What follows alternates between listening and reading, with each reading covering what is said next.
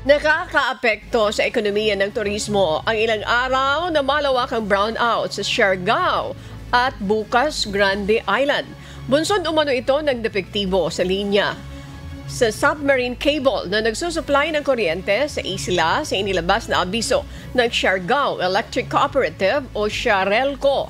Kaugnay niyan, makakapanayam natin sa Ginoong Sergio Daguok, ang General Manager na nasabing power distributor upang magbigay ng detalye ukol sa kasalukuyang sitwasyon ng supply ng kuryente sa naturang lugar. Magandang umaga po sa inyo, Ginoong Daguok. Maraming salamat po sa inyong pagpapaunlak sa amin ngayong umaga. Kumusta po kayo? Magandang umaga din po at sa lahat ng taga-subaybay ng inyong programa. Magandang umaga for having me this morning.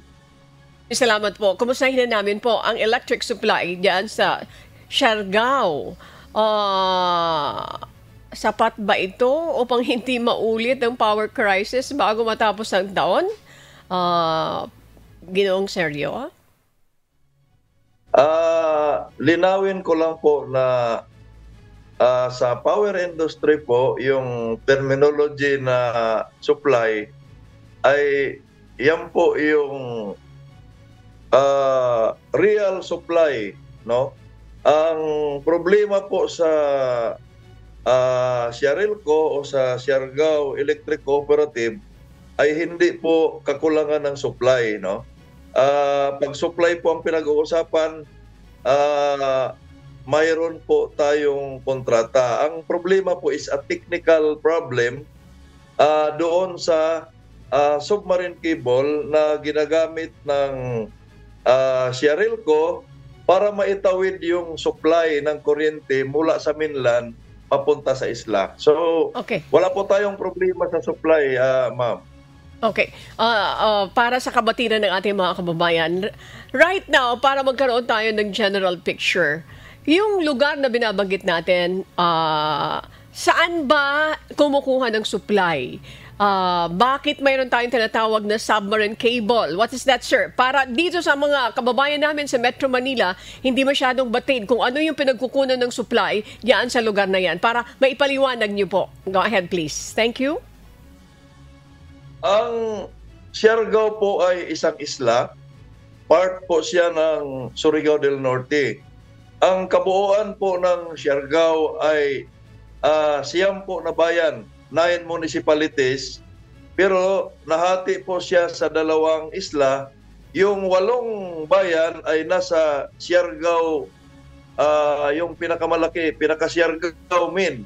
Yung isang bayan ay nasa Bukas Grande Island. Ang Siarelco, ang Siargao Electric Cooperative ay kumukuha po ng supply ng kuryente sa mainland ng Mindanao. Sa mainland, particularly doon sa Agos power plant sa Iligan City. So, at yung isang pinagkukunan po namin ay isang coal-fired power plant na nasa Lanao del Norte din po sa Kauswagan. So, sa magkatuwid, yung kuryente galing sa mga lugar na yan ay itatransmit ng transmission line ng National Grid Corporation of the Philippines, NGCP, papunta po doon sa Barangay Cagyanao, Claver.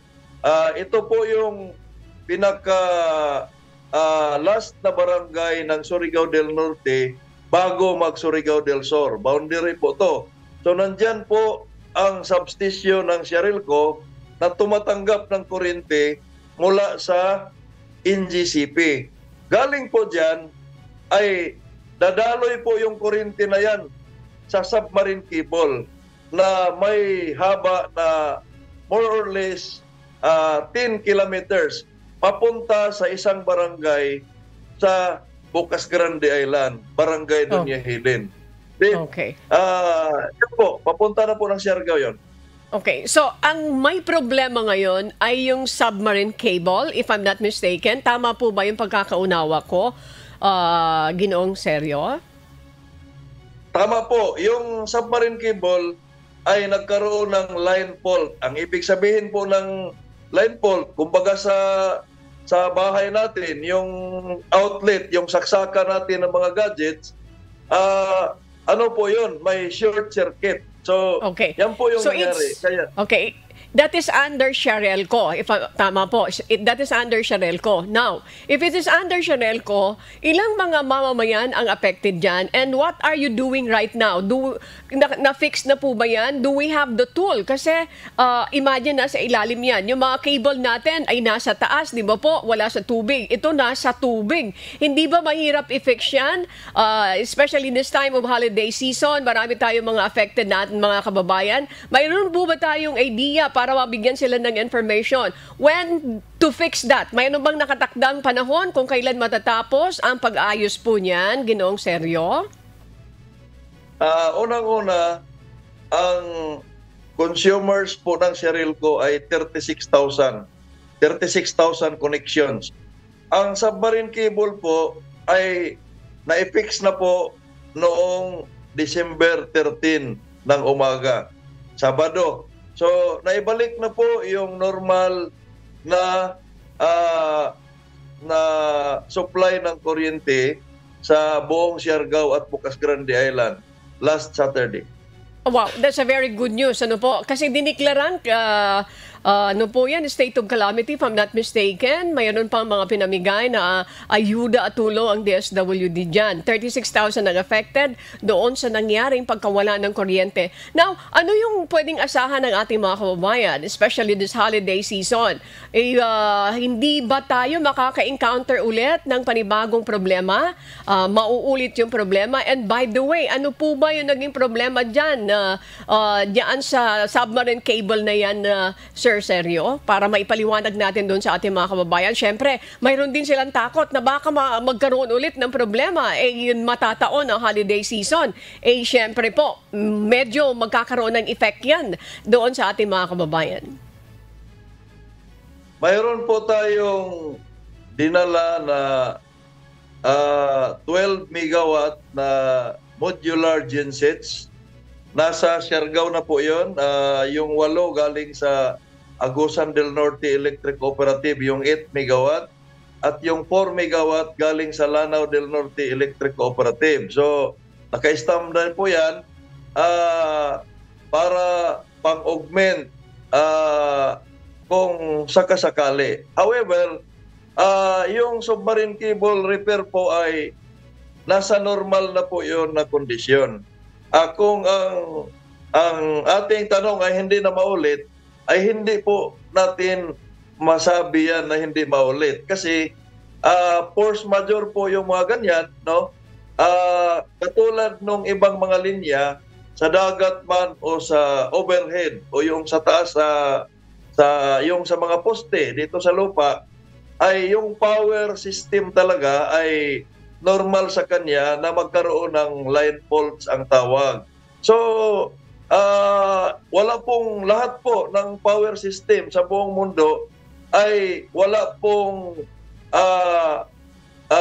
kasiguruhan na hindi magkaroon ng problema. Ang nakakaiba lang sa submarine cable ay mahirap siyang ikumpone dahil kailangan mo pang i-dive. Ang nangyari dito, ma'am, in the case of Sharelco, yung balot po, yung insulation ng submarine cable ay nagasgas po dahil sa lakas po ng current, kasi 46 meters po ang lalim nung porsyon na yan, malakas yung current. So, ang nagmo-move po yung submarine cable, nadadala po siya sa current. So, tuwing nagmo-move po siya, bumabangga po yung cable doon sa mga matutulis na corals. Kaya over time, kasi 1992 pa po na-energize yung cable na to, so mga 30 years na mahigit, over time, nagalos po yung kanyang balot at naapektuhan po yung isang alambre. Kasi 3 po yung laman na alambre dyan. Naapektuhan po yung isang alambre, kaya nababad po siya sa tubig. So, nagkaroon ng short circuit. Okay, yan po Sir yung Sergio. pinutol. Opo. Okay, so naipaliwanag nyo. Sorry to cut you there. Sir Sergio, ano ba yung ano natin, future plan? Okay, pwede ba natin ilipat yung cable na yan sa ibang lugar na hindi masyadong ganun ka-intense yung current po? Mayroon bang ganung klaseng pag-aaral?